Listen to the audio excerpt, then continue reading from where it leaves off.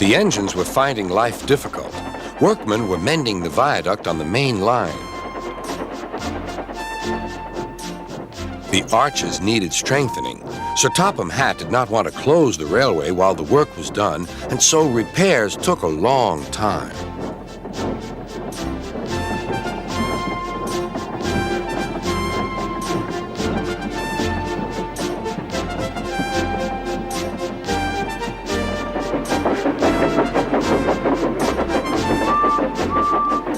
The engines had to take great care when crossing the viaduct, and the delay often made them late on their journey to the junction, where they knew Thomas would be ready to collect his passengers.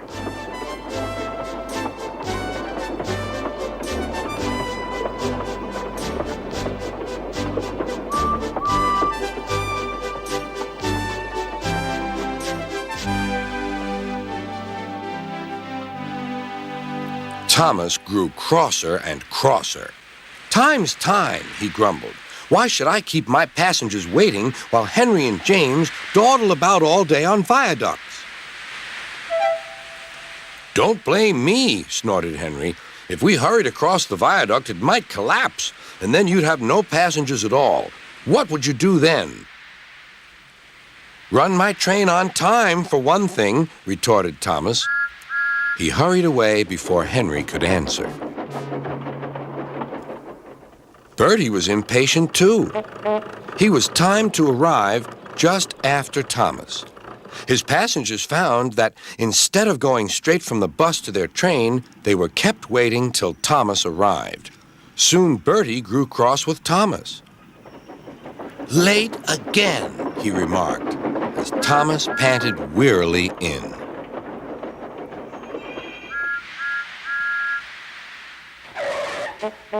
"We may be friends, but I thought you could go fast, Thomas. It's time we had another race. I reckon I could beat you now." Thomas let off steam loudly.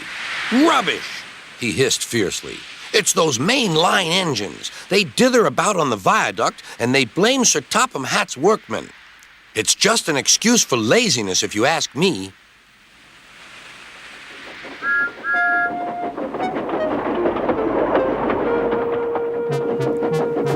One day, James was later than ever at the junction.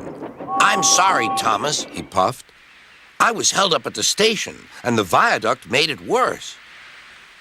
"It's lucky for you I'm a guaranteed connection," grumbled Thomas. Before James could answer, he puffed importantly away. Come along," he panted to the coaches.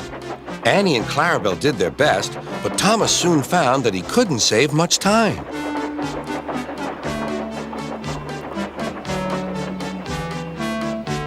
Suddenly, Thomas saw Bertie ahead. His radiator was steaming. "What's the matter?" asked Thomas. "You should be at the station by now. You're late."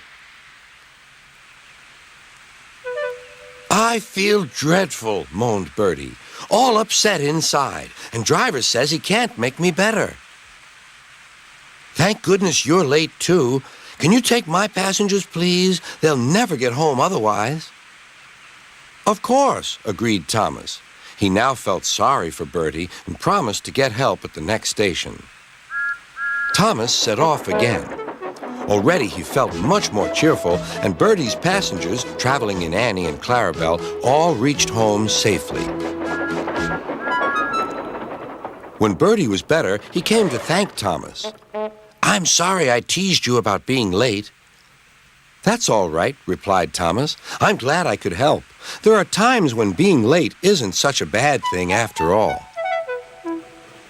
With a last cheerful greeting, the two friends went back to work.